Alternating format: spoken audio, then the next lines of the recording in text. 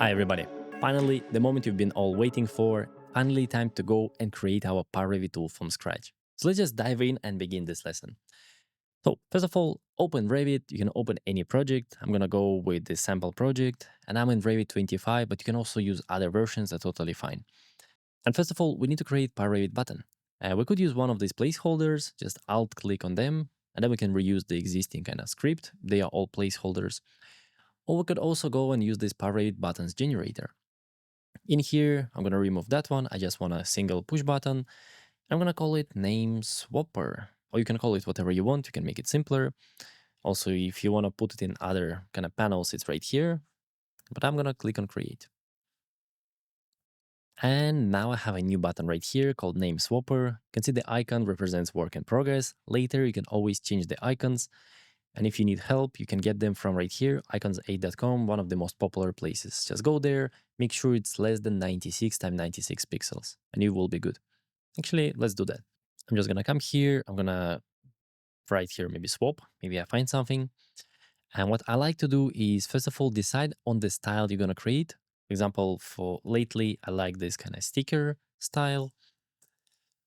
And I'm gonna choose one of these, or maybe, I don't know, change. I think I'm gonna go for that one. And also you can modify colors. For example, I'm going to go here on colors. That one, let's make it, it's kind of black. This one, actually blue is not bad. Let's leave it. So click on download. Again, make sure it's maximum 96 times 96 and then download. Now I have an icon. I can just copy that one, come here with alt click, open this folder and just replace my existing icon.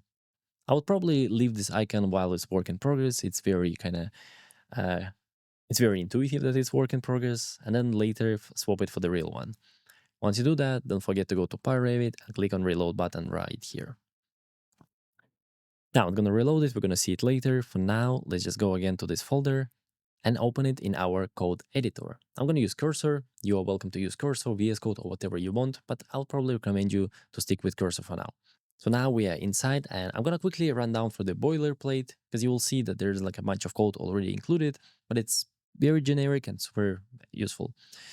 Well, first of all, UTF-8 encoding, just leave it there. It's special kind of encoding for your characters. If you're going to remove it, you might get issues with special characters or special letters. Like in German, there's like all these weird letters. Just leave it there. It's always the first line. The second one is the name of the button. That's what you're going to see inside your extension. This one, name swapper. And the dock, this is what you're going to see when you hover over it. Right now, you can see there's a very long one. And this is something I developed over the years. There's a lot of information here. But you can also remove it completely, or I can write something, click and see what happens. Now, if I'm going to go and reload again,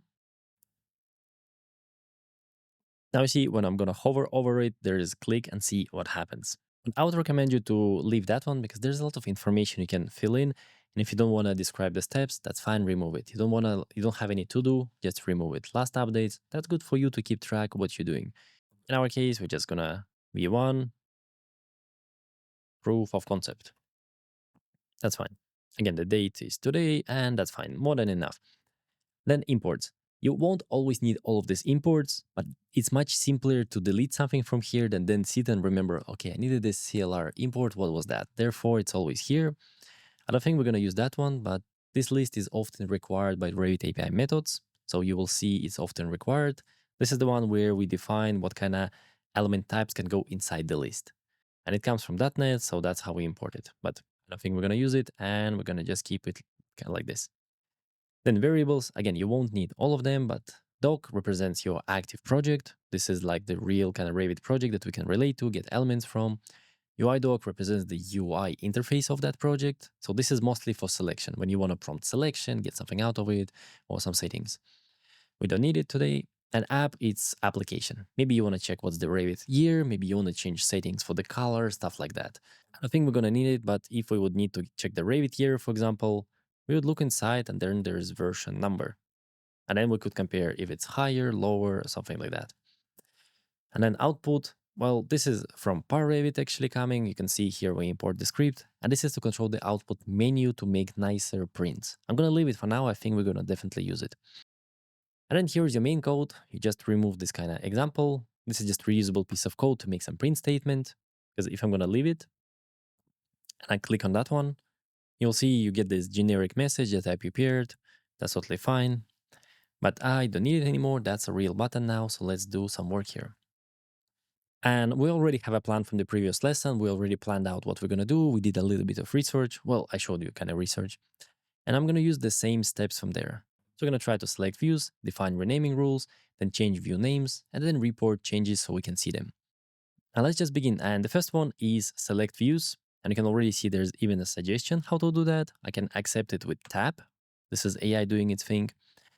And the thing is that I told you that often try to do research, or especially as a beginner, because you will find that if you're going to go to here in documentation, pyRevit effective inputs, that's such a good resource. I really want to show it to you. You might learn that pyRevit comes with a lot of kind of UI forms shipped. And here is the code. Here is exactly the form that you're going to get. Super simple. It's literally copy paste, you get it. You can create forms with yes, no, with different options, just kind of alerts, kind of toast, a bunch of different things here. There are really a lot. Highly recommend you to scroll through to understand what's possible. But also there is selecting an option. And inside you will see there's a simple one, how to select views, how to select, for example, views with filtering if you want to get legends, how to get view templates, how to schedules, sheets, revisions, and so on. pyRevit is super, super beginner friendly. That's why everybody loves it. So now let me just go back and grab what we actually need is this part right here. So I'm going to copy the whole thing, go back, and then in cursor, I'm just going to paste it here. Now, this import we already have here. That's what I include by default because you will often use these forms, so get familiar with them. This one is what to do after you get it. And the first one, well, that's what we already have from AI. So we have our views. Now we can even print and see how it works. Now let's get back, click on the button, and you're gonna get this kind of menu. These are all your views. We can see maybe I wanna get, I don't know, I look for floor plan L3. You can see that one, maybe L2 as well, and maybe L1. Right? You can see multiple selected, click select. Now we're going to print it in the console. You can see a list of views. Also, don't get overwhelmed by this long statement. It just tells you that this is the type of the object. Object is stored in this kind of memory place. Just ignore it's kind of how Python knows where the memory is located. And then again, repeating here the class. Just always look right here, oh, I got some view plans, great. Now let's close it and let's get back. So first step is done, we're getting some views. Now renaming rules. And again, we're gonna cut corners where we can. And here we're just gonna define, for example, this is gonna be our prefix. Our find is gonna be, I don't know, for now just find. Then replace is gonna be this. And suffix. Right? For now, it's more than enough. Later, we can figure out if you want to add any forms, if it's worth it, and so on. First, just want to test the whole kind of idea of the tool. And you notice I make it capital. This is how we kind of indicate that it's a constant. For now, well, it's just a variable with a fixed value. It's just a convenience for us to see it right away. You can also do it differently. So now we have the rules. Now I can change the view names. How do we do that? Well, first of all, we need to iterate for views. So for view in selected views, and also, by the way, that's a loop in Python because right here we have a list of items. For example, we might have something like list A, list B, and list C. And what this loop is going to do, it's going to make like iterations. On the first loop, we're going to grab this A, and that's going to be our view. We do something with A. Once we are done, we're going to go to the next item and do the same thing with the B, and then the next thing with the C. And this name we define right here is what will be kind of holding these values one at a time. Now we have it. So first of all, we want to get the current name. And from Revit API documentation, we will learn that there is a property called name, exactly what we need. Another thing we will learn that this view name is not only readable property, it's also writable. So it means that we can assign values, for example, new name like this. And in our case, we actually want to apply these rules. So we want to actually AI doing the job. Great. So we want to take prefix, take the current name with Python replace, just find replace, super simple, and then add suffix. We're just applying the rules for renaming. That's it. Great. So that's how we're gonna rename views. I'm gonna click on tab to move it inside. And to report changes for now, again, just current name. Then I'm gonna make some arrow and then the view name. Right. Also here, you'll notice we're putting 3 items because in Python, print can print as many items as you want. You can also combine it in a single string, irrelevant now.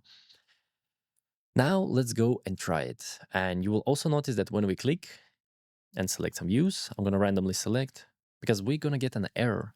And that's a very common one, don't worry. Attempt to modify model outside of transaction.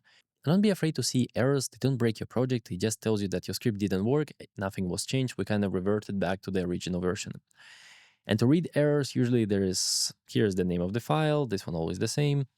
Here is going to tell you what line is it on. You can see line 54. And this is the most important, what's actually happening. Attempt to modify the model outside of transaction. As I mentioned previously, to make any changes in your Revit projects, we need to create transaction. We need to start, we need to commit. New changes have to be between these statements. That's how you explicitly telling Revit like, hey, as a developer, I do want this change. Otherwise, well, it just maybe kind of prevents accidental changes. It's a really great feature. That one usually nobody can understand what's here. Maybe AI knows. Now let's get back. So to create transaction, it's actually very simple. I already see AI suggestion. I'm just going to accept that one. And I'm going to write here commit. Now, the idea is that you're going to write your changes right here between start and commit messages. That's how you allow your changes. And since that's what we are changing, just want to grab that one and move it inside. And also to create transaction, we just need to provide the document where we're making a change and the name. The name is going to be shown in the undo menu later on, but you can put whatever you want. And now we are ready to go, but just one also thing.